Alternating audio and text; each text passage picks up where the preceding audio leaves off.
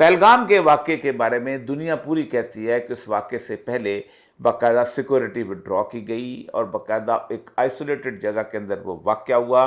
और उसके बाद जो सबसे अहम से अहम बात है कि उस इलाके के अंदर अमित शाह ने, जो उनका जो सबसे अहम तरीन बंदा है, उसने उसको विज़िट किया और वो जहाँ के उसने बाकायदा तकरीरें की। फिर राजनाथ सिंह ने बाकायदा जुलूस निकाले उसको एक्सप्लॉइट करने के। पूरे 15 दिन लगे हैं इस वॉर से आने से पहले पहले। पूरे इंडिया के अंदर एक ऐसी कैफियत पैदा की गई कि इतना बड़ा हमला है जो कि पूरे इंडिया की इज्जत और वक़ार उसको मलियामेट कर दिया गया है। और वो ख़ास तौर पे जो नेवी का अफसर जिसको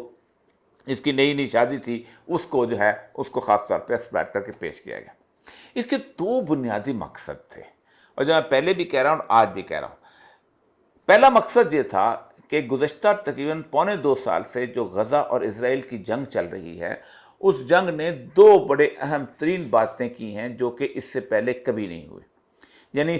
75 साल के इजराइली और फ़लस्तीनी कॉन्फ्लिक्ट के अंदर ये पहली दफ़ा है कि हमास ने जो जिस तरह की रेजिस्टेंस दिखाई है और जिस तरह उन्होंने वहाँ पर रह के किसी तौर पर वहाँ से हिजरत न करके वो सूरत हाल दिखाई है, दुनिया के अंदर दो बड़े काम हुए हैं। एक तो ये हुआ है कि इजराइली प्रोडक्ट्स का पूरी दुनिया में बाइकाट हुआ है। और ये बाइकाट सिर्फ मुसलमान ममालिक में नहीं हुआ, बल्कि मुसलमान ममालिक तो शायद इस मसले में बहुत कोरे और शायद